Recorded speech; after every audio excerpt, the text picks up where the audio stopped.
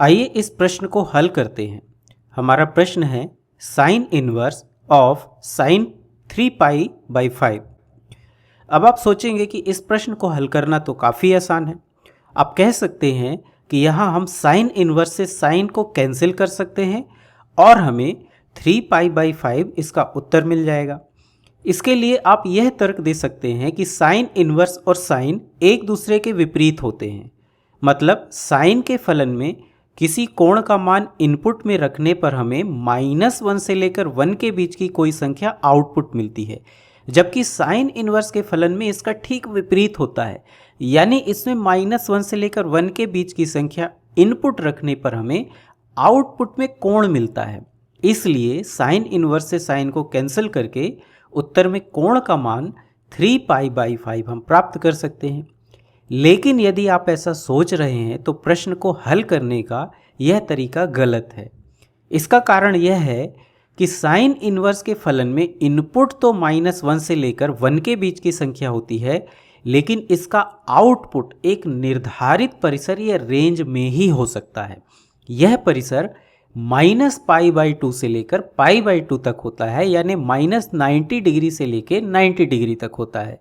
इस परिसर में साइन इनवर्स का जो मान मिलता है वही साइन इनवर्स का मुख्य मान या प्रिंसिपल वैल्यू होता है। कि साइन इनवर्स का मान -π/2 से कम या π/2 से अधिक नहीं हो सकता, बल्कि यह -π/2 और π/2 के परिसर में होना चाहिए। जबकि 3π/5 को यदि हम देखें तो यह π/2 से बड़ा मान है।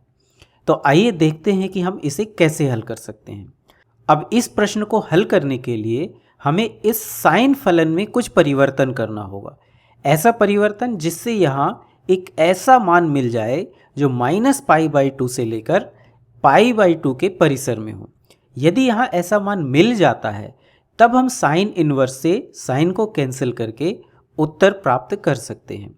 अब ऐसा मान प्राप्त करने का क्या तरीका है? इसका एक तरीका यह है कि हम इसके लिए त्रिकोणमितीय सर्वसमीका का उपयोग कर लें। हमें एक सर्वसमीका ज्ञात है जो है साइन π - थीटा बराबर साइन थीटा। अब यहाँ यदि हम थीटा के स्थान पर 3π/5 रखें तो हमें क्या मिलेगा?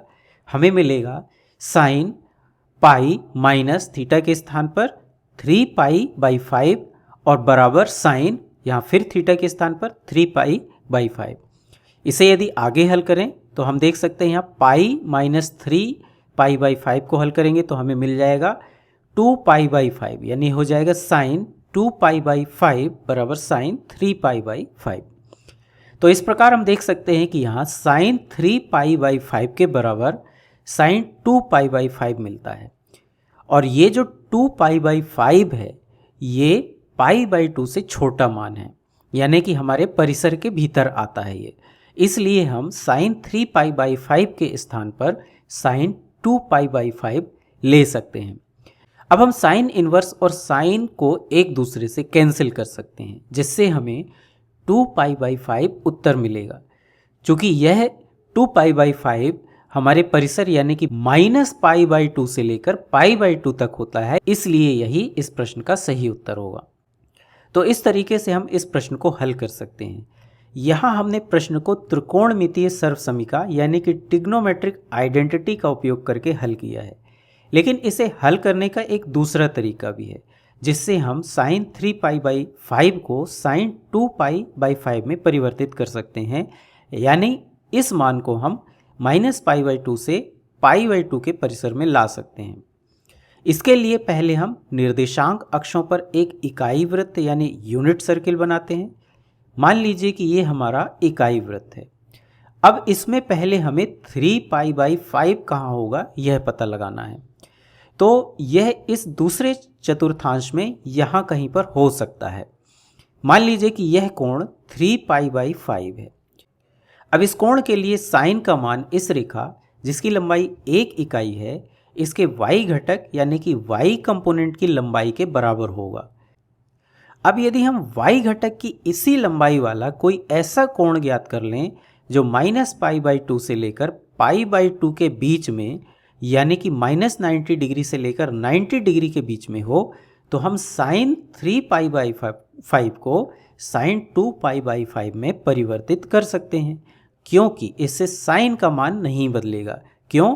क्योंकि y घटक की लंबाई इन दोनों के लिए समान है, यानी साइन 3 पाई बाई 5 के लिए और साइन 2 पाई बाई 5 के लिए y घटक की लंबाई समान रहेगी, तो इससे साइन का मान नहीं बदलेगा।